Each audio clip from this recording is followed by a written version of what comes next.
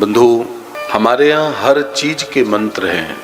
हमारे वैदिक धर्म में हर चीज के मंत्र हैं। आप कोई भी नाम लीजिए, यहाँ तक सुबह उठने से लेके और सोते समय तक के मंत्र हैं। हमारे यहाँ भोजन का भी मंत्र है। हमारे यहाँ दवाई औषधि लेने से पहले क्या बोला जाता है वो भी मंत्र है। और हमारे यहाँ निद्रा बुलाने का भी मंत्र है। हमारे यहाँ मंत्र सागर है, मंत्रों का सागर। जो लोग मंत्र का सहारा लेते हैं वो हमेशा खुशी रहते हैं। मंत्रों का सहारा लेना चाहिए। हमारे ऋषियों ने मंत्र बनाया ही इसीलिए है। मंत्र, तंत्र, जंत्र सब कुछ है। लेकिन हमारी आपसे प्रार्थना है, ज्यादातर कोशिश करिएगा वैदिक मंत्रों का सहारा लीजिएगा। हमारे यहाँ तांत्रिक मंत्र भी है, तंत्र मंत्र। तंत्र का सहारा कम लेना चाहिए, मंत्र का सहारा लेना चाहिए। मुझे तो कभी कभी लगता है तंत्र और मंत्र में बस इतना ही अंतर ले लो। दो प्रकार की दवाइयाँ होती हैं, आप सबको पता ही है। एक आयुर्वेद और एक अंग्रेजी दवा। तो अंग्रेजी दवा ये सत्य है कि तुरंत लेते ही फायदा है। आयुर्वेद थोड़ा सा इंतजार करना पड़ता है। इसी तरह मंत्र और तंत्र भी है। तंत्र तुरंत प्रभाव करता है, लेकिन सावधानी बहुत जरूरी है। और मंत्र थोड़ा सा इंतजार करना पड़ता है। तो हमें इंतजार करना अच्छा है, इसलिए हमेशा मंत्र का सहारा लेना चाहिए। इस योग माया ने चांदी की छड़ी लेकर पूरे ब्रजमंडल में ऐसे छड़ी घुमा दिया और निद्रा का मंत्र बोल दिया। तो जितने ब्रजवासी थे, ब्रजमंडल में जितने लोग थे, सब सो गए। ये मंत्र का प्रभाव ही है।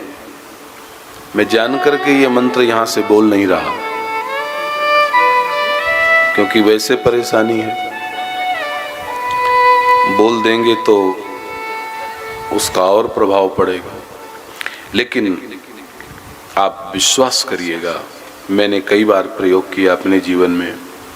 जो हमारे तमाम परिवार हैं, जिनको नींद नहीं आती, उनसे भी हमने कहा इस मंत्र का प्रयोग करके देखिए, तो सब जगह फायदा मिला है। बंधु, इस मंत्र का नाम ही है नींद बुलाने का। एक बार बोल देते हैं, शायद एक बार में प्रभाव ना पड़े। शुद्धे शुद्धे महायोगिनी महानिद्रे स्वाहा। जब भी बिस्तर में जाइए इसको बोल के सोइए, फिर देखिए कितनी गहरी नींद आएगी। प्रगाढ़ निद्रा जिसे कहते हैं। बंधु याद रखना, आप 10 घंटे बिस्तर पर लेटे रहिए और अच्छी निद्रा ना आए, अच्छा कुछ नहीं लगेगा। और केवल 2 घंटे आपको अच्छी निद्रा आ जाए, आपको ऐसा लगेगा हमने 10 घंटा सो लिया। जो साधक लोग होते हैं, आप कभी देखना ज्यादा सोते ही नहीं। 3 घंटे बहुत, 4 घंटे तो बहुत। ऐसे कितने नाम हम आपको बता दें कि जो देश की सेवा कर रहे हैं, पूरे देश की जिम्मेदारी है। अरे हमारे प्रधानमंत्री जी को ही ले लीजिए, 3-4 घंटे नींद लेते और पूरा काम कर रहे। तो बंधु, बहुत ज्यादा बिस्तर पर लेटे रहना ये कोई बहुत बड़ा हम काम नहीं कर रहे हैं। 3 घंटे अच्छी नींद आ जाए। लेकिन आप सबको पता होना चाहिए अच्छी नींद के लिए क्या जरूरत है। बंधु, अच्छी नींद के लिए अच्छे बिस्तर की जरूरत नहीं है, ये हमारा भ्रम है। अच्छी नींद के लिए चित्त का शांत होना जरूरत है। जब हम बिस्तर पर जाएं तो केवल सोने का ही काम करें। सब कुछ भूल जाइए। हम गलती क्या करते हैं, जैसे ही बिस्तर पे जाते हैं कल की योजना बनाना शुरू कर देते हैं। जहां आपने कल की योजना बनाना शुरू किया, निद्रा भंग हो गई। केवल हमको सोना ही है। तो बंधु,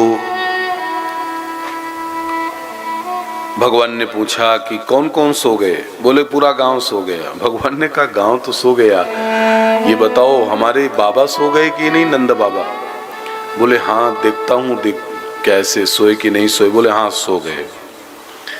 तो भगवान ने कहा कि बाबा सो गए और हमारी मैया यशोदा जहां हमें जाना है वो सोई कि नहीं?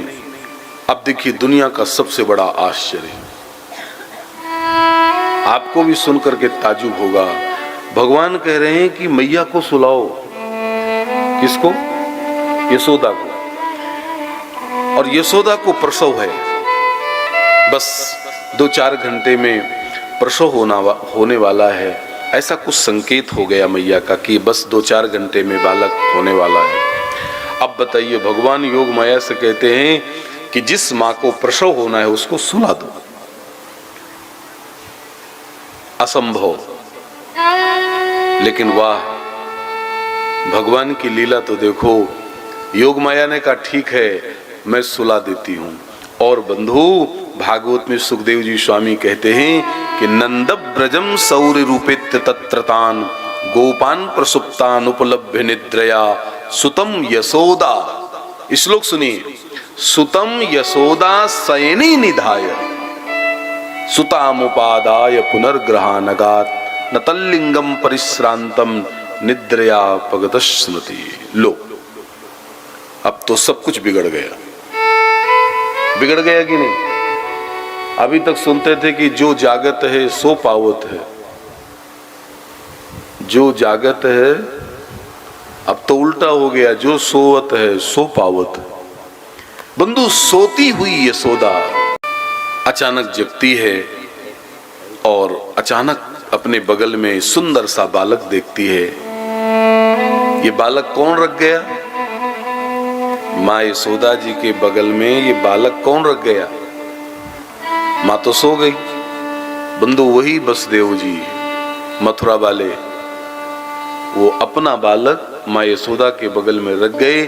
और माँ यशोदा के बगल से जो कन्या जन्म ले चुकी है, माँ यशोदा को पता ही नहीं चला कि कब बालक हुआ, कब कन्या हुई। अब वो कन्या लेकर वसुदेव जी चले गए मथुरा। पूरे गांव को पता ही नहीं चला कि क्या हो गया। और बंधु, वो जो कन्या यशोदा जी के बगल में लेटी थी, ये योग माया थी जिसको वसुदेव जी लेकर ले गए। रास्ते भर वो कन्या रोई नहीं, लेकिन जैसे वो कन्या मथुरा की जेल पर गई, रोने की आवाज शुरू हो गई, चिल्लाने लगी कन्या, रोने लगी। अब तो महाराज कंस को पता चल गया कि लगता है यशोदा को 8वां बालक हो गया, क्योंकि बच्चे की रोने की आवाज आ रही है। जैसे ही कंस पहुंचता है, देवकी महारानी कहती है भैया तुमने 6-6 बच्चे, 7-7 बच्चे मार दिए, मैंने तुझसे कुछ नहीं कहा, लेकिन इसको मत मार, क्योंकि ये बेटा नहीं है, ये बेटी है। ये तुम्हारा भांजा नहीं, ये भांजी है। इसलिए मेरी हाथ जोड़कर प्रार्थना है भैया।